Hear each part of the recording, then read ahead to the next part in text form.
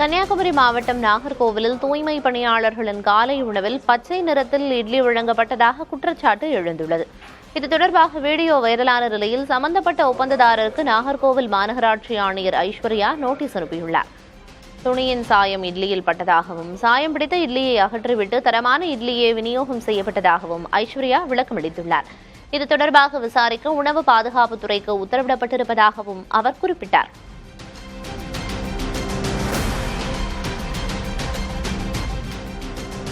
சிவகங்கை மாவட்டம் காளையார்கோவில் அருகே கொங்கேஸ்வரர் மற்றும் ஏழுமுக காளியம்மன் கோயிலில் ஆடித்திருவிழாவையொட்டி 1008 திருவிளக்கு பூஜை சிறப்பாக நடைபெற்றது. உலக நன்மைக்காக நடைபெற்ற இந்த வழிபாட்டில் பல்வேறு கிராமங்களைச் சேர்ந்த 1008 பெண்கள் பங்கேற்று விளக்கேற்றி வழிபாடு செய்தனர்.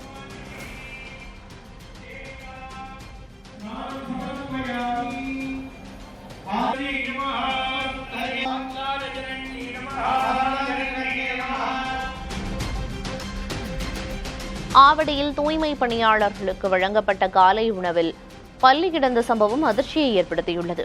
ஆவடி பருத்திப்பட்டு பசுமை பூங்கா பகுதியில் தூய்மை பணியாளர்களுக்கு வழங்கப்பட்ட உணவில் பல்லி கிடந்ததால் அச்சமடைந்த 100க்கும் மேற்பட்டோர் மருத்துவமனையில் குவிந்தனர். இதில் வாந்தி மற்றும் தலை சுற்றலால் பாதிக்கப்பட்ட 4 பேர் உள்நோயாளிகளாக அனுமதிக்கப்பட்டனர். மற்றவர்கள் நலமுடன் இருப்பதாகவும் ஆவடி மாநகராட்சி ஆணையர் சரண்யா தெரிவித்துள்ளார். இந்த விவகாரம் தொடர்பாக விசாரணை நடத்தி நடவடிக்கை எடுக்கப்படும் என ஆவடி மாநகராட்சி ஆணையர் சரண்யா தெரிவித்துள்ளார்.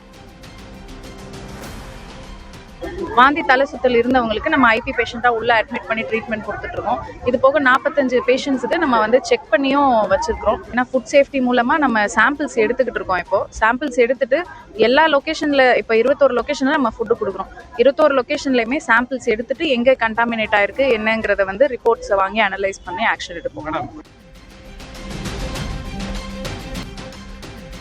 ராணிப்பேட்டை மற்றும் சுற்றியுள்ள பகுதிகளில் பலத்த காற்றுடன் கூடிய கனமழை பெய்தது. வாலாஜாபேட்டை, ஆற்காடு, சோளிங்கர், அரக்கோணம் உள்ளிட்ட பல்வேறு பகுதிகளில் பரவலாக பெய்த மழையால் வெப்பம் தணிந்து குளிர்ச்சியான சூழல் நிலவியது. இதனால் பொதுமக்கள் மகிழ்ச்சியடைந்தனர்.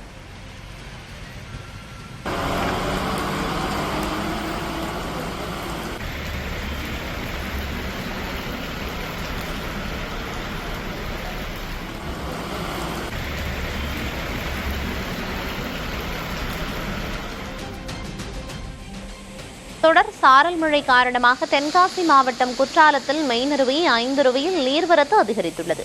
இதனால் சுற்றுலா பயணிகளின் பாதுகாப்பு கருதி அங்கு குளிக்க தற்காலிக தடை விதிக்கப்பட்டுள்ளது. மேற்கு தொடர்ச்சி மலைப்பகுதிகளில் மீண்டும் மழை பெய்து வருவதால் அருவிக்கு நீர்வரத்து அதிகரித்து வெள்ளப்பெருக்கு ஏற்பட்டுள்ளது.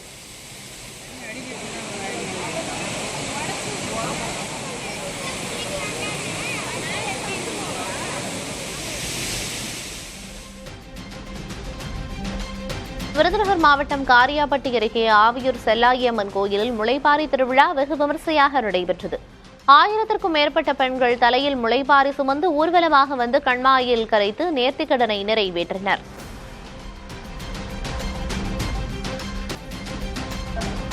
புதுக்கோட்டை மாவட்டம் கீரமங்கலம் அருகே பூட்டிய வீட்டின் கதவை திறந்து 35 சவரன் தங்க நகைகளை திருடிச் சென்ற மர்ம நபர்களை காவல்துறையினர் தீவிரமாக தேடி வருகின்றனர். கோயில் திருவிழாவிற்கு செல்லும் போது சாவியை மறைத்து வைத்திருந்ததை நோட்டமிட்ட கும்பல் இந்த கொள்ளையில் ஈடுபட்டுள்ளது.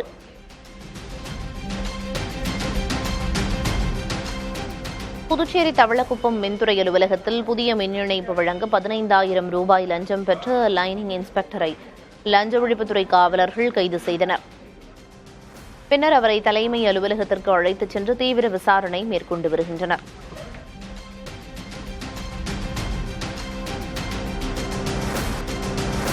கிருஷ்ணகிரி மாவட்டம் போச்சம்பள்ளி ஒழுங்குமுறை விற்பனை கூடத்தில் 2 வாரங்களில் 1 கிலோ கொப்பரை விலை 27 ரூபாய் அதிகரித்துள்ளது. கடந்த 4 வாரங்களாக கொப்பரை விலை ஏறுமுகமாக இருந்து வருகிறது. தற்போது 1 கிலோ கொப்பரை 160 ரூபாய்க்கு விற்பனையாவதால் விவசாயிகள் மகிழ்ச்சியடைந்துள்ளனர். ஒழுங்குமுறை விற்பனை கூடத்தில் மொத்தம் 14,69,000 ரூபாய்க்கு கொப்பரை தேங்காய் விற்பனையாகியுள்ளது. விருதுநகர் மாவட்டம் ஸ்ரீவில்லிபுத்தூரில் பண மோசடி மற்றும் போக்சோ வழக்கில் கைதானவரின் வீட்டில் பொருளாதார குற்றப்பிரிவு காவல்துறையினர் சோதனை நடத்தினர்.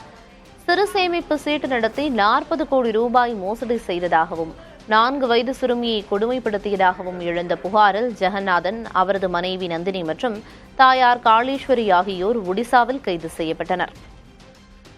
அதனைத் தொடர்ந்து முக்கிய குற்றவாளியான காளீஸ்வரியின் வீட்டில் நடத்தப்பட்ட சோதனையில் சீட்டு புத்தகங்கள் மற்றும் முக்கிய ஆவணங்களை காவல்துறையினர் கைப்பற்றினர். கடந்த ஆண்டில் 4 லட்சம் டன் மாம்பழக்கூழ் உற்பத்தி செய்யப்பட்ட நிலையில் இந்த ஆண்டு 2 லட்சம் டன் மட்டுமே உற்பத்தி செய்யப்பட்டுள்ளதாக கிருஷ்ணகிரி மாவட்ட மாம்பழக்கூழ் உற்பத்தியாளர் சங்கம் தெரிவித்துள்ளது. மேற்காசிய போரின் தாக்கத்தால் அரபு நாடுகளுக்கு மாம்பழக்கூழ் ஏற்றுமதி கடுமையாக பாதிக்கப்பட்டுள்ளது. இதனால் 2 லட்சம் டன் விற்பனையாகாமல் தேக்கமடைந்துள்ளதாக கூறுகின்றனர். காரைக்கால் அம்மையார் ஆலய மாங்கனி திருவிழாவின் விடையாற்று உற்சவத்தை முன்னிட்டு நடைபெற்ற வீதியுலா நிகழ்ச்சியில் ஏராளமான பக்தர்கள் கலந்து கொண்டு சுவாமி தரிசனம் செய்தனர்.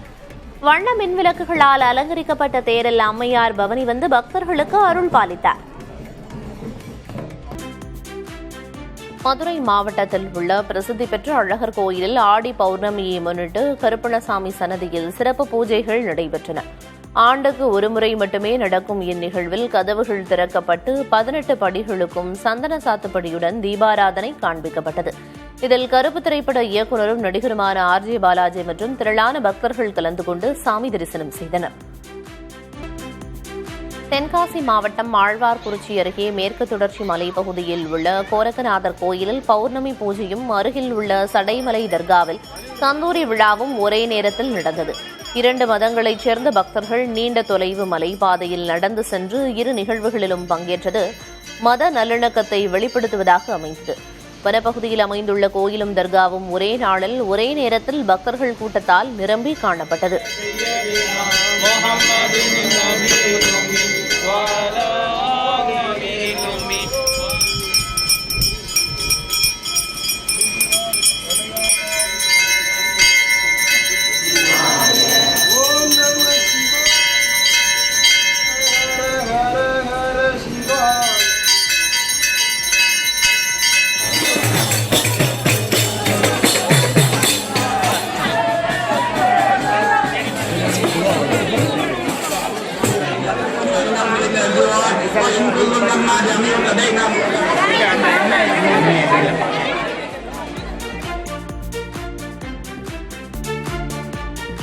கோவை மாவட்டம் கிணத்துக்கடவு அருகே 6 கல்குவாரிகளின் உரிமத்தை தற்காலிகமாக ரத்து செய்து மாவட்ட ஆட்சியர் பவன்குமார் உத்தரவிட்டுள்ளார்.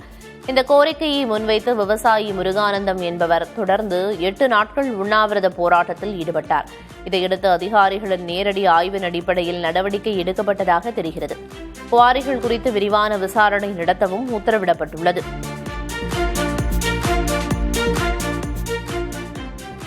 கேரள மாநிலம் கோழிக்கோட்டில் இன்ஸ்டாகிராம் மூலம் கல்லூரி மாணவர்களை குறிவைத்து போதைப் பொருள் விற்பனையில் ஈடுபட்ட தற்காலிக ஆசிரியைகள் 3 பேர் மற்றும் ஒரு பயிற்சி மருத்துவர் கைது செய்யப்பட்டனர். கேரளாவில் போதைப் பொருள் விற்பனையை ஒழிக்க காவல்துறையினர் ஆபரேஷன் ரூபான் நடவடிக்கையை கையில் எடுத்துள்ளனர். அதன்படி நடைபெற்ற தேடுதல் வேட்டையில் QR கோட் மூலம் பணத்தை பெற்றுக்கொண்டு போதைப் பொருள் விற்பனையில் ஈடுபட்டது தெரியவந்தது.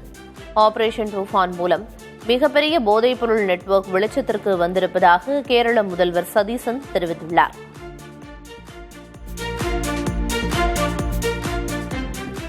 நெல்லை மாவட்டம் ராதாபுரம் அருகே அடிப்படை வசதிகள் இல்லாததால் கடந்த 12 ஆண்டுகளாக மாசிலாமணி நகர் பகுதி வெறிச்சோடி காணப்படுகிறது. 2014ஆம் ஆண்டு இலவச வீட்டுமனை பட்டா பெற்று வீடுகள் கட்டப்பட்டிருந்தாலும் குடிநீர், சாலை, தெருவிளக்கு மற்றும் போக்குவரத்து வசதிகள் இல்லை என கூறப்படுகிறது. இதனால் சொந்த வீடுகளிலிருந்தும் பலர் வெளியிடங்களில் வாடகைக்கு வசிக்கும் நிலை உள்ளதாக அப்பகுதி மக்கள் தெரிவித்தனர்.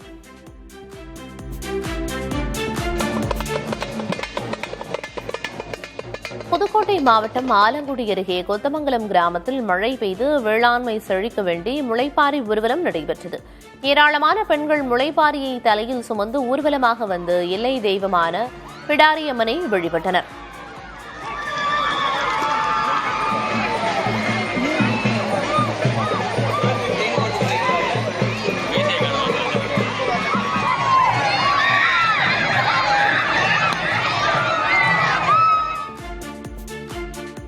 புதுக்கோட்டை மாவட்டத்தில் குளிர்பதன கிடங்கு அமைத்து தர வேண்டும் என எலுமிச்சை விவசாயிகள் கோரிக்கை விடுத்துள்ளனர்.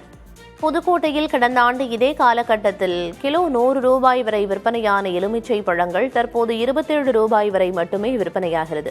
இதனால் வேதனையடைந்துள்ள விவசாயிகள் தங்களுக்கு நிரந்தர விலை கிடைக்க குளிர்பதன கிடங்கு அமைத்து தர கோரியுள்ளனர்.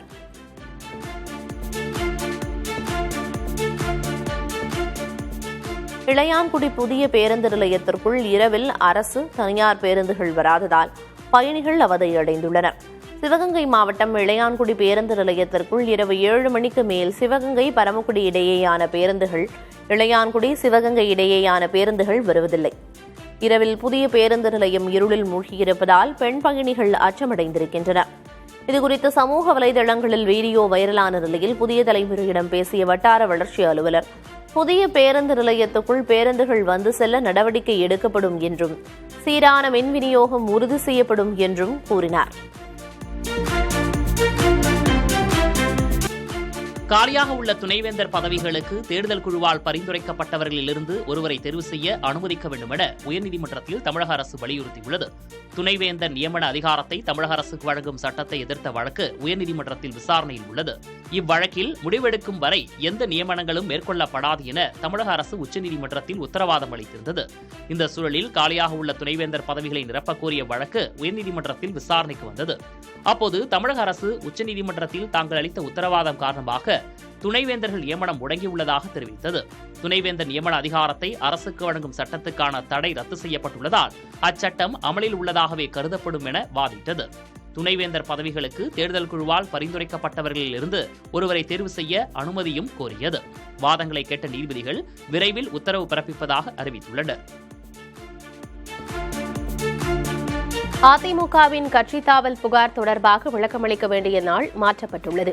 அதிமுக சார்பில் எம்எல்ஏவாக வெற்றி பெற்று பின்னர் பதவி விலகி தாவைக்காவில் இணைந்தவர்கள் மீது கட்சி தாவல் தடை சட்டத்தில் நடவடிக்கை எடுக்க கோரி அதிமுக புகார் கொடுத்திருந்தது. இது தொடர்பாக இன்று விளக்கமளிக்குமாறு ராஜினாமா செய்தவர்களுக்கும் அதிமுக பொதுச்செயலர் எடப்பாடி பழனிசாமிக்கும் சபாநாயகர் அழைப்பு விடுத்திருந்தார். இந்நிலையில் தற்போது 30ஆம் தேதி என்பது ஆகஸ்ட் 4ஆம் தேதியாக மாற்றப்பட்டுள்ளதாக சட்டப்பேரவை செயலர் தெரிவித்துள்ளார். மேகதாது அணை பிரச்சினையில் காங்கிரஸ் கட்சி தமிழக நாடாளுமன்ற உறுப்பினர்களுடைய பிரிவினையை உருவாக்கக்கூடாது என அனைத்து விவசாயிகள் சங்கங்களின் ஒருங்கிணைப்பு குழு தலைவர் PR பாண்டியன் கோரிக்கை விடுத்துள்ளார். நாகையில் புதிய தலைமுறைக்கு அவர் அளித்துள்ள பிரத்யேக பேட்டியில், தமிழகத்திற்கு 15 தினங்களுக்கு தண்ணீரை விடுவிக்க காவிரி நீர் ஒழுங்காற்றுக் குழு கர்நாடக அரசுக்கு உத்தரவிட்டுள்ளதை ஏற்று காவிரி மேலாண்மை ஆணையம் உரிய உத்தரவுகளை பிறப்பிக்க வேண்டும் என்றார்.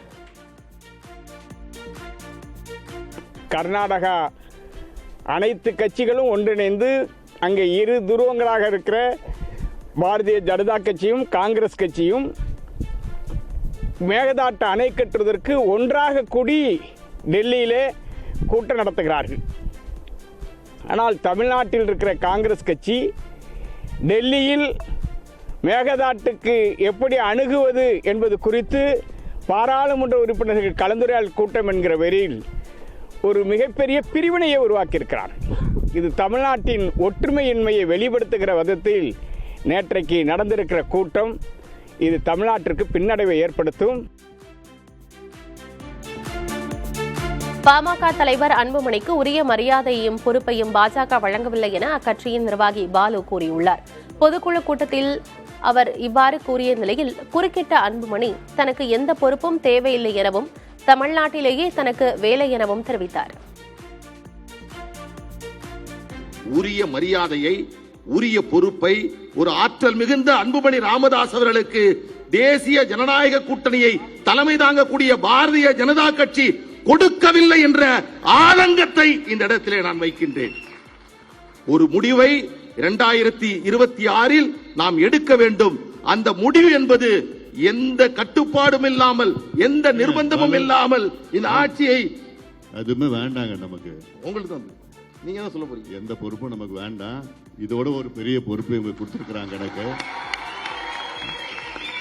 இந்த பொறுப்பு தான் எனக்கு வேணும், வேற எந்த பொறுப்பும் வேண்டாம். நம்ம வேலை இங்க தமிழ்நாட்டில் தான் நம்ம வேலை. பாமக தலைவர் அன்புமணி ராமதாசுக்கு பதிலளிக்கும் வகையில் தமிழ்நாடு காங்கிரஸ் கமிட்டி தலைவர் மாணிக்கம் தாகூர் வீடியோ ஒன்றை வெளியிட்டுள்ளார். காங்கிரஸை விமர்சனம் செய்ததற்கு கண்டனம் தெரிவித்த அவர், அதிமுக மற்றும் பாஜகவிடம் தொங்கி பாமக அரசியல் செய்து வருவதாக விமர்சித்தார். திரு அன்புமணி அவர்களுடைய பேச்சு கேட்டேன். ரொம்ப சிரிப்பா இருந்துச்சு. ராணுவத்தை பார்த்தேன், அதை பார்த்து, இதை பார்த்து. ஏன் இந்த பதட்டம்? சிபிஐ கேஸ் இருக்குண்ணா தமிழக மக்களுக்கு தெரியாது வச்சுருக்கீங்களா? தனியாக நிற்க வேண்டிய காங்கிரஸை பற்றி நீங்கள் எப்படி பேசணும்? நம்மளும் ஏடிஎம் கேட்ட தொங்கி பிஜேபி கிட்ட தொங்கி அரசியல் பார்த்துட்டு இருக்கோம். 4 எம்எல்ஏ ஜெயிக்கிறதுக்கு ஏடிஎம் கிட்ட பிஜேபி கிட்ட கதை ஓட்டி. ஏன் இதெல்லாம் காங்கிரஸ் பேசி? காங்கிரஸ் மெயின் எதிர்க்கட்சி சார். விருதுநகர் மாவட்டத்தில் தொடரும் பட்டாசு ஆலை விபத்தை தடுக்க மாவட்ட நிர்வாகம் அதிரடி சோதனை மேற்கொண்டது. அதன்படி சிவகாசி, வெம்பக்கோட்டை, ஆலங்குளம், 7000 பண்ணை உள்பட மாவட்டத்தின் பல்வேறு பகுதிகளில் நடத்தப்பட்ட சோதனையில் சட்டவிரோத பட்டாசு தயாரிப்பில் ஏராளமானோர் ஈடுபட்டது அம்பலமானது. 3 நாட்கள் நடத்தப்பட்ட சோதனையின் அடிப்படையில் 14 வழக்குகள் பதியப்பட்டு 32 பேர் கைது செய்யப்பட்டனர். அவர்களிடமிருந்து 1 கோடி ரூபாய் மதிப்பிலான பட்டாசுகள் மற்றும் ஆபத்தான பட்டாசு மூலப்பொருட்கள் பறிமுதல் செய்யப்பட்டதாக தெரிவிக்கப்பட்டுள்ளது.